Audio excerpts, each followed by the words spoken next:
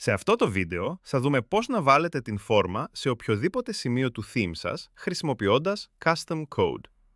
Αρχικά, πηγαίνετε στο Shopify Admin, ανοίξτε το Online Store και πατήστε Edit Theme στο θέμα σας. Στο πάνω αριστερό μέρος του Theme Editor, πατήστε App Embeds. Βρείτε το App Embed της εφαρμογής μας, ενεργοποιήστε το και μετά πατήστε Save πάνω δεξιά. Στη συνέχεια, ανοίξτε το κατάστημά σας και βρείτε το σημείο όπου θέλετε να εμφανίζεται η φόρμα. Κάντε δεξί κλικ στο σημείο αυτό και πατήστε Inspect.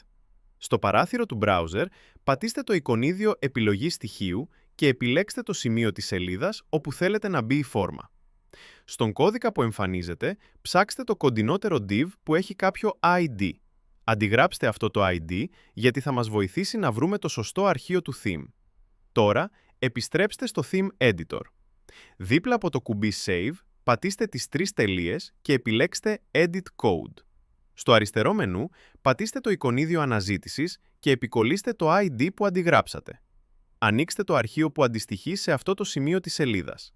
Τώρα, γυρίστε ξανά στο Theme Editor και αντιγράψτε το code snippet της φόρμας.